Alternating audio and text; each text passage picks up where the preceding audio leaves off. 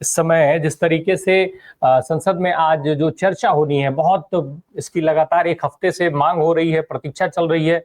बिरला साहब जो है रोज विपक्ष को इसके लिए गालियां देते हैं कि आप संसद चलने नहीं दे रहे हैं, आप संसद चलने नहीं दे रहे हैं, चर्चा नहीं चाहते हैं।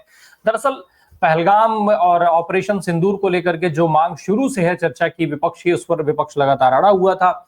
बिरला साहब जो है, या सरकार शायद नहीं चाहती थी कि उसकी चर्चा हो, क्योंकि चर्चा होगी तो जाहिर सी बात है कि वो सारी चीजें ऑन रिकॉर्ड हो जाएंगी जो सरकार नहीं चाहती है कि देश के सामने आए, या देश के आने वाले समय में देश कभी उसको जाने, सुने, समझे। तो हर वो चीज जो सरकार छुपाना चाहती है, वो सारी चीजें सदन के अंदर जब चर्चा होगी तो वो रिकॉर्ड में आ जाएंगी, और सरकार इससे लगातार बचना चाह रही थी। बिरला साहब, स्पीकर महोदय, जिस तरीके से विपक्ष को लगातार वो इस चीज का ताने देते हुए दिख रहे हैं कि आप सदन नहीं चलने दे रहे हैं, आप सदन नहीं चलने दे रहे हैं, सरकार तैयार है, और वो तमाम चीजें बताते हैं कि जनता आपको तख्तियों के लिए नहीं भेजती, आपको कागज फेंकने के लिए नहीं भेजती चुन करके, इत्यादि इत्यादि। वो दिखाता है कि कितना प्रेशर है बिरला जी पे, और उसके खास करके तब जब अभी अभी जगदीप धनखड़ साहब का इस्तीफा हुआ है, क्योंकि जगदीप धनखड़ साहब का इस्तीफा सामान्य परिस्थितियों में नहीं हुआ है।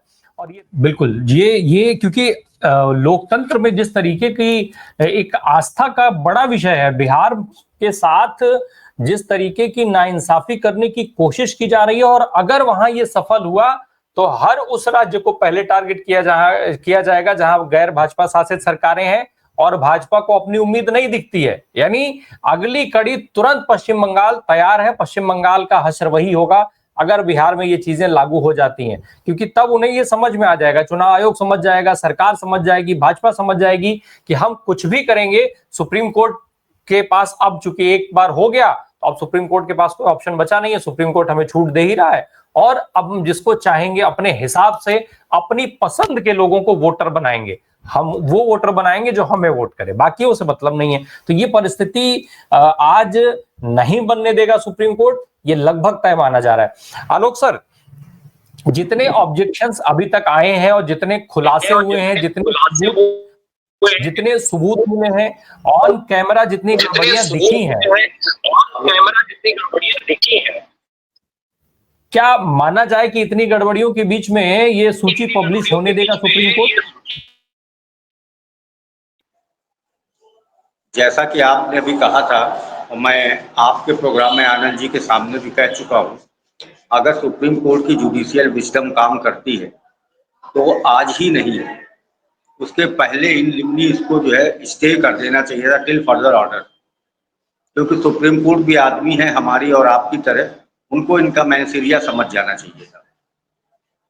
जैसा कि ये इस देश के अंदर बहुत ही लिमिटेड लोगों को प्रिविलेज्ड रखना चाहते हैं, जिसमें अपर सवर्ण वर्ग जो इनका वोटर है, मैं आज दिन तक समझ में नहीं आया सवर्ण इनका वोटर क्यों है। जो हाई क्लास ऑफिसर्स हैं वो भी उसी वर्ग से बिलोंग करते हैं, और जो कॉरपोरेट और बड़े बिजनेसमैन, ये तीन को ही प्रिविलेज रखना चाहते हैं, बाकी सबको शंट आउट कर देना चाहते हैं, सेलेक्टेड लोगों के हाथों ये देश को डाल देना चाहते हैं।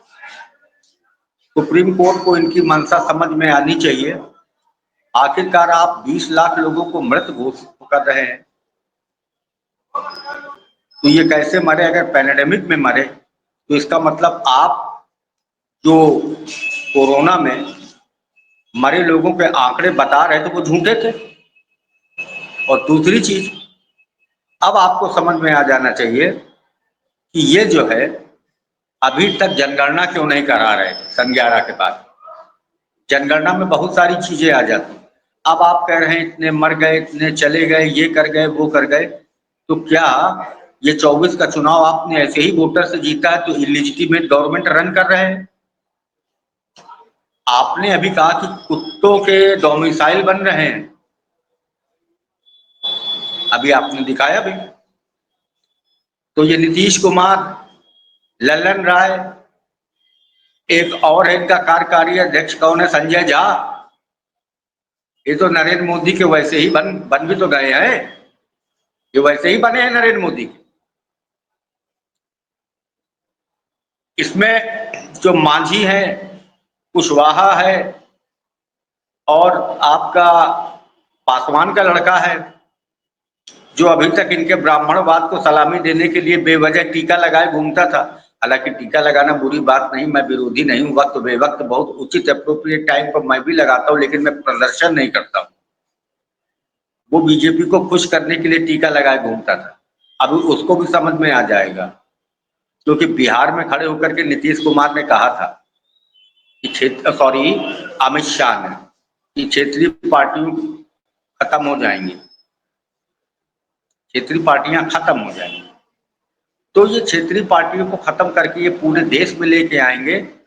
और कागज ये बहुत ज्यादा मांग रहे हैं। विगत दिनों से कुछ खबरें आ रही हैं कि गुड़गांव जैसे इंटरनेशनल सिटी में इन्होंने कागज मांगना शुरू किया तो वहां जितना सर्विस क्लास था भाग गया है।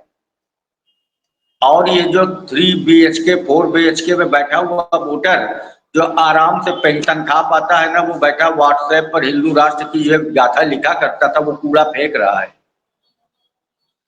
कंस्ट्रक्शन साइट करीब 35-40% खाली हो गए, लेबर से घर के मेड सर्वेंट इनकी इन्हीं कागज में चली गई। आप बांग्लादेशी की बात करते हैं। अरे 20 सालों से आप एक दो छोटे छोटे पैचेस हटा दीजिए, आप नीतीश कुमार के साथ वहां हुकूमत में हैं, आपके पास 11 साल से केंद्र की सत्ता भी है, बॉर्डर्स आपकी कस्टडी में हैं, सेंट्रल फोर्सेस BSF आपकी है, तो ये आ कहां से गए हैं? आपने भेजा, आपने कोई कोशिश करी? जिस तरीके से हमारे नागरिक बेइज्जत होकर के अमेरिका से 3 राउंड आए हैं, हथकड़ी बेड़ी लगा करके, आप भी जरूरत करते भेज देने की, निकालते ना। आप केवल इसका पहली चीज तो वोट गायब करके दूसरी चीज उसको कम्युनल टच भी देना चाहते हैं। देखिए ये बांग्लादेशी, देखिए ये बांग्लादेशी, जरा मैं आपके सामने पोल भी खोल दूं इनकी, ये सिर्फ चिल्लाते हैं, काम कुछ नहीं करते। सन 15 से लेकर सन 24 तक बांग्लादेशियों को जो बाहर भेजने की संख्या है ना, इन्होंने मैक्सिमम 474 भेजे हैं और मिनिमम 51 एक वर्ष में, कभी 250 भेजे, कभी 350। और यूपीए सरकार ने मात्र 2013 में ही 5234 बांग्लादेशियों को बाहर भेजा था। अब पब्लिक को समझ में आना चाहिए कि ये केवल बाजा बजाते हैं, काम कुछ नहीं करते, केवल होक्स की राजनीति करते हैं। तो कांग्रेस में काम होता था, ये चीखते चिल्लाते हैं, ये केवल राजनीति करते हैं, केवल राजनीति करते हैं। एन केन प्रकार में वहां की सत्ता की हवस रखते हैं, आज दिन तक एक्सक्लूसिव सत्ता बना नहीं पाए। और ना इंडिया के प्रांतों के तरीके नेता कोई है नहीं, वोट भी इतना इनके पास नहीं है। ये और नीतीश जब एक दूसरे के कंधे पर सवार होते हैं तो तब सत्ता की बैतरणी पार होती है। ये अकेले सत्ता चलाना चाहते हैं, इनके भर का वोट बचे और बाकी सब खत्म हो जाए, ये सत्ता में आ जाए। आपको एक बात मैं महत्वपूर्ण बता देता हूँ, बड़ी सारी खबरें आ रही हैं, नरेंद्र मोदी और मोहन भागवत संघ में बड़ा संघर्ष चल रहा, लेकिन इस संघर्ष में आपने कभी संघ के मुंह से ये सुना, मोहन भागवत के मुंह से, कि जो SIR हो रहा गलत हो रहा है? ये सब दक्षिणपंथी संघी हैं, एक ही भट्टे से सीखी हुई ईंटें हैं ये। इनका दूरगामी प्लान है, कॉन्स्टिट्यूशन को बदलना है। कॉन्स्टिट्यूशन को बदलने के लिए मैक्सिमम स्टेट का अपने साथ रखना भी होता है, इसलिए हर जगह सत्ता बना करके ये करना चाहते हैं। और राम प्रकाश जी, मैं आपसे बड़ी माजरत के साथ इजाजत चाहूंगा कि मैं कोर्ट में हूं और मेरा थोड़ा हियरिंग का टाइम आ गया है। I am extremely sorry, I am extremely sorry to leave your graceful programme. Sir, thank you so much sir, thank you so much.